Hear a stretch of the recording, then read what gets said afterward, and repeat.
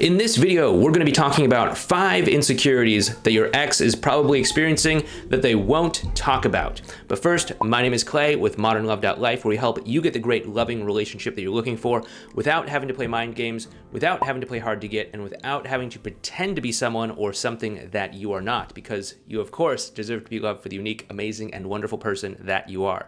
And if you agree with me, please help a guy out with his YouTube channel. Hit that thumbs up button for the algorithm. Leave a comment down below, again, for the algorithm. And also subscribe to the channel as well, too, so that you can get notified when we publish and upload new videos. Also, we are going to be talking about having some important conversations with your ex and communicating and all of that. If that is something that you want a little bit more help with, we do have our course called Effortless Connection. You can find a link to that right down below in the description box.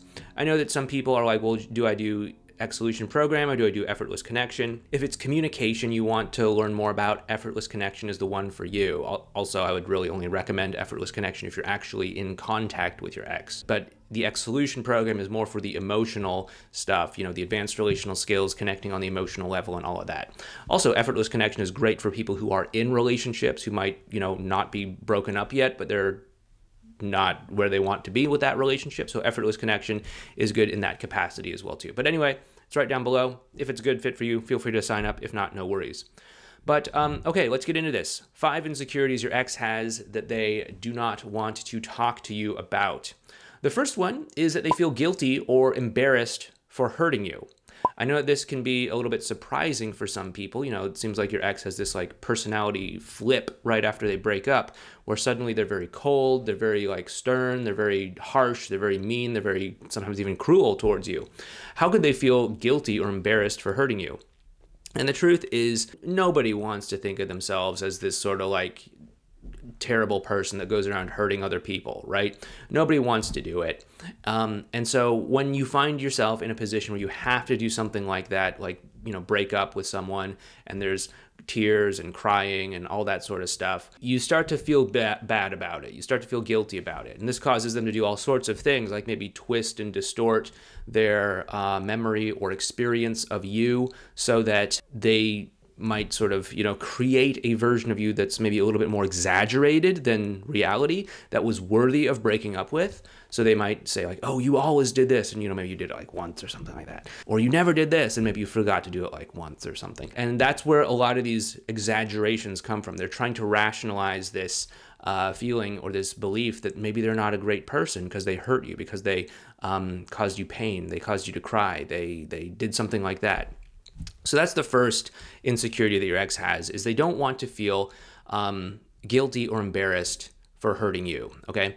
The second one is that they are afraid to admit that they still have feelings for you. Your ex is probably still very emotionally mixed about you. Again, they may have this sort of hard front, this hard exterior shell, so to speak, that's very cold, that's very unresponsive, that's very unemotional. You know, this is where you might experience some things like that wall of reactance stage of getting back together, that test drive stage of getting back together, or even the cold side of the riding the dragon stage. You know, by the way, if you have no idea what I'm talking about when it comes to all this stuff, please feel free to check out this video series up here on the 5 stages your ex goes through in getting back together.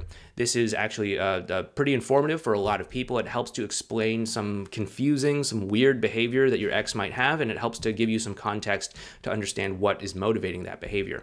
But yeah, your ex probably has a lot of feelings for you still. They obviously were in a relationship with you. They probably did love you. Again, I don't know the nature of your relationship, but they probably did have a very strong love bond with you. And they probably did see a future with you. And the fact that the two of you broke up, the fact that something came between the two of you, it doesn't necessarily change that, at least not right away. And so there's still probably a part of your ex that misses that connection, that misses that closeness, that misses that shared emotional experience that the two of you had. And of course, if you can continue to nurture that emotional experience through, you know, connecting on an emotional level and all of that stuff, it can be really helpful for bringing the two of you closer together. But you have to be a little bit careful about this, though, because they're a little bit afraid to admit this. So you want to do this sort of slowly, by slowly kind of starting in with like some surface level connections, slowly building up that level of rapport, deepening to the emotional level and all that. You know, this is all stuff that we talk about in our courses, but you know, that's what you want to do. The third insecurity that your ex has is that they're actually embarrassed that the relationship didn't work out. You know, we all, I think, especially when it comes to like serious relationships, we're all really excited about them. We all think, okay, is this going to be the one person that I'm with for the rest of my life? Is this going to be the person that I marry? Is this going to be the person that I'm going to, you know, spend decades of my life with? And we're going to go through the seasons of life together, and we're going to, you know, get married and have kids and grow old together and all that stuff. Your ex is probably a little bit embarrassed that it didn't work out, especially, you know, as they are having to turn around and tell maybe their family, their friends, other people in their life that, you know, things didn't work out for whatever reason. They're a little bit embarrassed. You know, they're a little bit embarrassed that maybe this didn't work out the way that they wanted it to, that they were really excited about this relationship, but somehow it didn't live up to expectation, or whatever the case may be.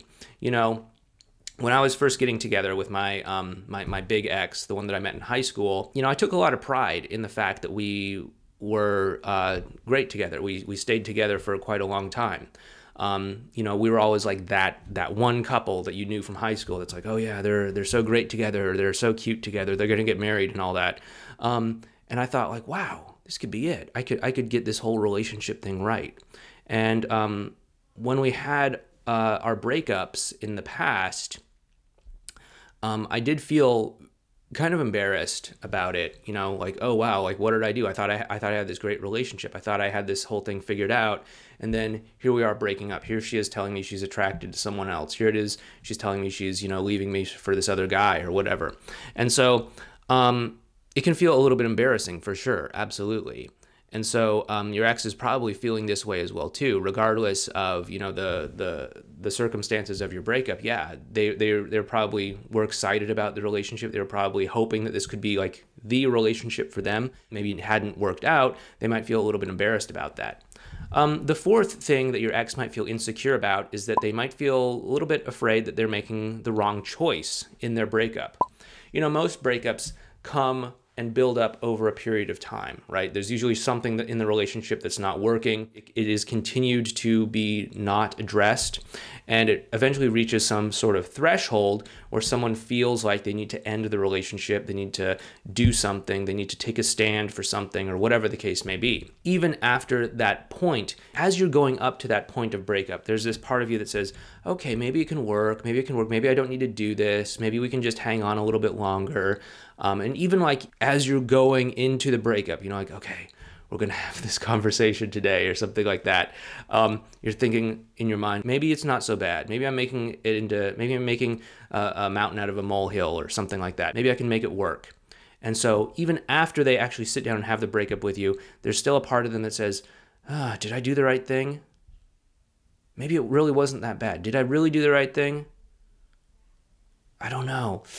And so there's that kind of seed of doubt that I think a lot of people are carrying after a breakup, especially in the early stages, right? You know, that can even carry on long term as well too. So, you know, if you and your ex have been broken up for, you know, many months or years or something, they still might have that seed of doubt, especially if the two of you are starting to connect better now, which actually leads us into our fifth insecurity, which is that your ex may feel doubt when the two of you actually have good, positive interactions. If you're following the stuff that we teach, you're probably going to be having some interesting interactions with your ex that are probably going to be outside of the norm that you would have had before.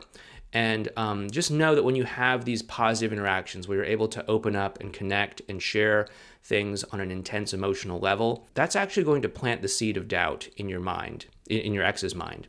Remember, very back at the beginning of this video, we talked about how your ex had to create this version of you worth breaking up with in order to justify why they did it, why they, you know, hurt someone.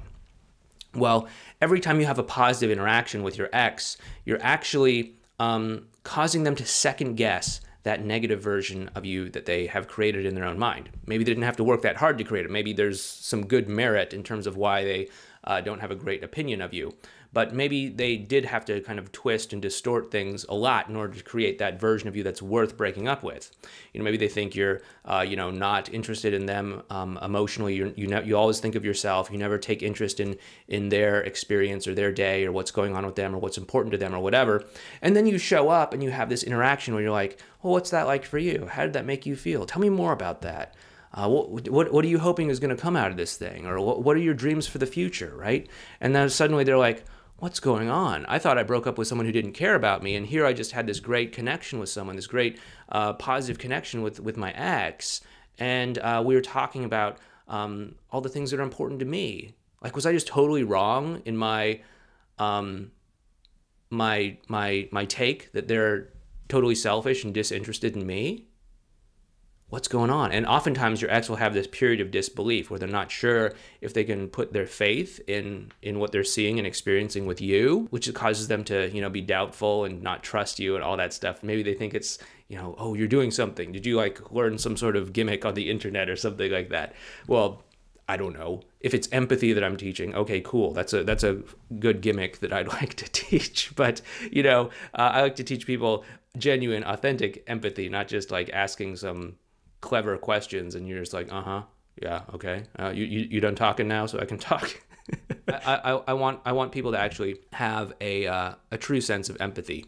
And so just know that as you are having these positive interactions with your ex, you are taking power away from this version of you that they are holding on to, that they are telling themselves was worthy of breaking up with, and you're creating a new version of you that is starting to overtake that negative version of you, okay? And continue to nurture that and build that, because your ex is going to be a little bit distrustful of it at first, because it's coming out of nowhere. They think you're this way, and then you're showing up this way. They're gonna be like, what is that? Are you doing something? Did you learn some sort of gimmick on the internet or something like that? It's going to take a while, but consistently show up, and eventually they'll get, oh, okay, I get it. That's just how you are. Maybe that breakup was actually kind of a wake-up call for you to kind of change your priorities in life or whatever it might be that you needed to do. That's something that you want to do in that situation. Okay, so what do we do about these insecurities that your ex is feeling? That's really what we want to talk about here. And oftentimes communication can be a great tool to help us to navigate these things, to help us to navigate things that are openly talked about and things that are also not openly talked about. We want to be delicate about many of these things because they are, insecurities. They are things regarding feelings of guilt, embarrassment, etc. So we don't just want to be like, hey, you're feeling this way, you're feeling embarrassed or something like that. Because people can be very defensive when you just directly confront them with stuff like that. But we want to also be sensitive to it, and if it's necessary, we want to address the elephant in the room. If we don't necessarily need to, we can just know that might be what they're experiencing, and we can just be considerate of it as we interact with them and build up that emotional connection. And once again, if you do want to learn more about communication, we do have that course called Effortless Connection. You can find that right down below in the description box. If it's right for you, you're more than welcome to sign up. If it's not right for you, no worries, not here to twist your arm over it. But once again, thank you so much for watching this video. If you did like this video, be sure to hit that thumbs up button for the YouTube algorithm. Leave a comment down below.